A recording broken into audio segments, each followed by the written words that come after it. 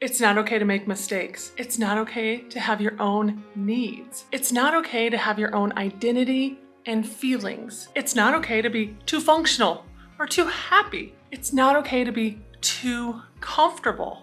It's not okay to trust yourself. It's not okay to depend on anyone for anything. It's not okay to be vulnerable or to trust anyone. And it's not okay to assert yourself. Those are the Enneagram wounding childhood messages of all 9 Enneagram types. And today we're going to break down the Enneagram Type 9s.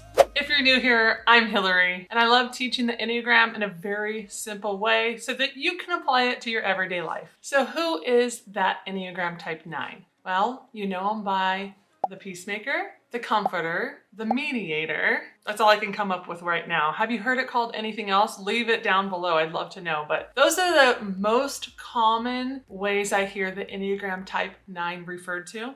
That basic desire that the Enneagram Type 9 is always running towards is peace of mind and inner stability. That is what is most important to the Enneagram Type 9, and they're always chasing. The basic fear that the Enneagram Type 9 is running from is conflict. And this looks like the fear of losing relationships and people in their life if they say something or do something that could potentially cause conflict. And being overlooked and being thought of as unimportant are also basic fears of the Type 9. The basic weakness of that Enneagram Type 9, and this is what we're wrestling with, and so all the types have a basic fear, a basic desire, and a basic weakness. You've also heard them called core weakness, core desire, core fear. It all means the same thing, but that weakness that the Enneagram 9 wrestles with is called sloth, which to me, this name is extremely misleading because the Enneagram 9 is anything but lazy. They're actually extremely active and productive. Maybe they're not doing the right thing, but they keep themselves busy a lot of the times. So what this really means for that Enneagram Type 9 is that they have this ability to kind of like numb out to what's really important to them. Going after their own dreams and desires, A, might feel like too much work, or B, they don't even know what they are, or C, might cause conflict. And so a lot of times the 9 has this struggle that they kind of stay asleep to their life because waking up, like I said, could cause conflict or anything like that. And so a lot of times the 9 just falls asleep to what they really want in life. Truthfully, it's easier for the 9 to want to do something someone else is doing versus figure out what they want on their own. All right, so this leads us right into the childhood patterns of that Type 9. What might have the 9 looked like as a child? That 9 more than likely learned that the best way to go about life was to keep the peace and harmony at all times. And maybe this was with their family, maybe this was with their siblings and their parents, maybe it was with their friends or their teachers or their school. They would have wanted to just keep that peace and make sure everything's harmonious all the time. And what that would have looked like is they probably were the wallflowers. Maybe they were good at disappearing or seeming like they, weren't in the room because they were so quiet, or they just kind of like, weren't part of the conversations all the time. And they wouldn't have wanted to cause any trouble, so they didn't say anything. They didn't speak up. Stuff like that. They might have looked like that. More than likely, they were the low maintenance child out of all the siblings. I will say though, when I think about 9s and how they wouldn't have stood up for a lot, I actually have heard that 9s would stand up for other people. If there was something unfairly happening to somebody else, maybe a friend or a sibling, that might cause them to actually speak up and say something, but it was rare for them to say anything about their own needs. I think the 9 felt like they had to choose between actually being themselves and knowing themselves and knowing who they are and connecting with others. I don't think the 9 knew how to do both. And so they chose to connect with others versus get to know themselves. I would say a lot of 9s that I've spoke to said that they grew up feeling like their needs weren't even allowed. Like they weren't allowed to have needs. And then asserting themselves caused a lot of problems. The 9 would have learned early on that when they did assert themselves, that it either wasn't allowed or wasn't okay, or they got made fun of, or they got in trouble, or they were shushed, like, hey, don't say anything right now type of thing. Even if it wasn't meant to hurt the 9, the filter the 9 saw things through might have taken that and it might have wounded them, right? They're actually trying to use their voice, and then to be told to be quiet or to not say anything would have or could have wounded them in that time or in that moment, which leads us right into their wounding childhood message. It's not okay to assert yourself. And what does this translate to, especially as that young Enneagram 9 child? Your involvement isn't necessary. Your opinion isn't necessary. You're to be seen, not heard. Maybe not even be seen, actually, but definitely not heard. This is that unconscious childhood message that they would have been hearing. And again, it doesn't mean that somebody was like saying it to them, but they were picking it up. Even if somebody didn't say the actual words, that is the filter that they would have heard things through. It really was how they interpreted situations at times. And like I said, it's the filter that they saw the world through, that they experienced the world through. And a lot of times I find that 9s still see through that filter. And so that's why I teach this, so that we can begin to realize that we don't need to operate with the wounding childhood message, conscious or unconscious message, from our childhood any longer. And so as a 9, if you struggle with asserting yourself, I want to tell you, like, it is okay to assert yourself. And we're going to get more into that later, but that's the big thing I like to hit on, is that we just sometimes are on like an autopilot or learned behavior or a learned coping mechanism from our childhood, and we've brought it into adulthood. And so that's what we're doing today. We're going to unpack that and hopefully give you some new tools. Okay, so getting back to that wounding childhood message, the 9 usually felt connected to both parents. And this could be a good thing or not a good thing, really. What this could have looked like is they were always trying to keep both parents happy. And sometimes this would have looked like for the 9 that their presence didn't matter. They needed to forget themselves.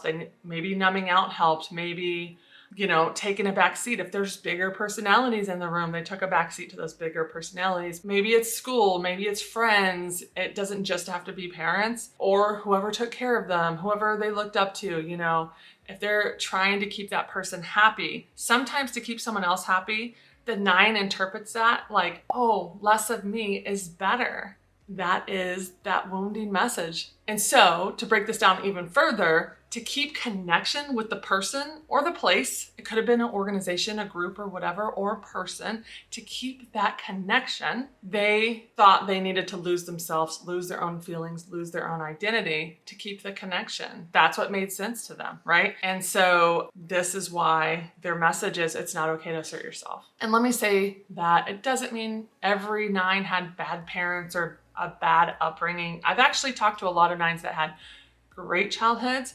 I will say the norm is that the 9 had a harder childhood. It's just what I've witnessed and seen for myself, but it's not like the overall, like if you have a 9 child, you're like, oh my gosh, I must be a bad parent. Nope. Just forget that right now. But I'm just saying that sometimes that was the situation. And this is, why they still have that coping mechanism.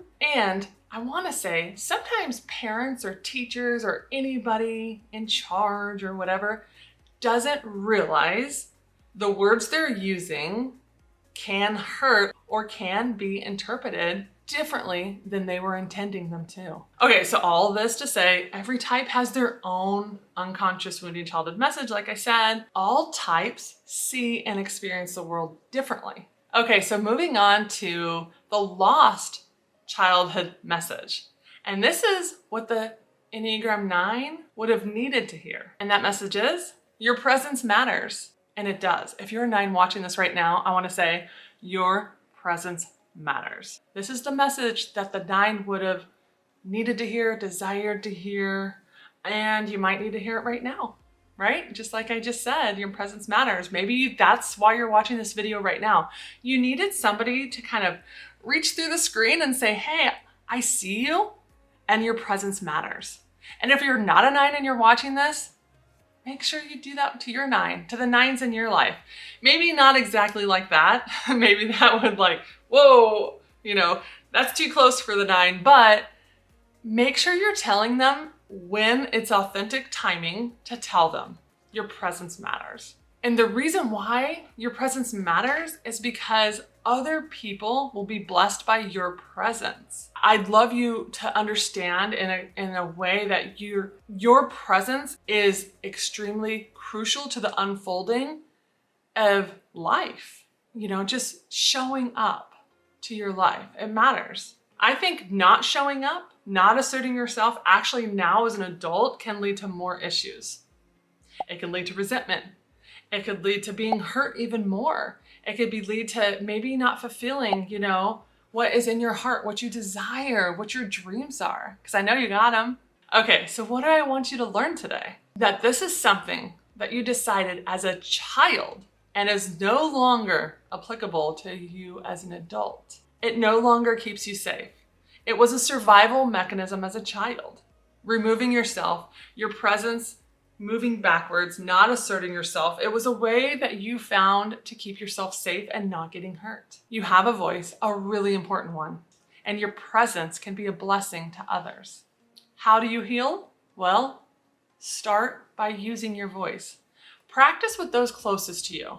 I'm not saying go give your pearls to everybody, but I'm saying the people that you trust, the people that are closest to you, practice it. Maybe decide where you guys are going to go to dinner tonight. More than likely, you don't even know. If you're like me, it's like, that feels like a very big decision. But I've had to practice and I've had to uncover, well, what are my likes? What are my desires? Because a lot of time, the 9 doesn't know. I would say self-care and mindset change is extremely important to you understanding your value and your worth. And so, you know, self-care is really important. Journal your experiences. Journaling can be extremely healing. Writing it all down, writing out, what do I desire? What do I want? Write something, you know, maybe it's every night you write one sentence or one paragraph about like, how did you show up to your life today? How did you assert yourself today? And did it feel good? Did you feel like you took part of you back again? Get some accountability. Maybe it's a mentor, maybe it's a friend, maybe it's a coach. I'm a life coach. Get some accountability. If it's deeper and you need something deeper, maybe a therapist. I think therapy's amazing. I recommend therapy. I think therapy could help anyone and everyone. I'd love to see you learn that your presence and your opinions matter and that you are very important to those around you. And so that's it.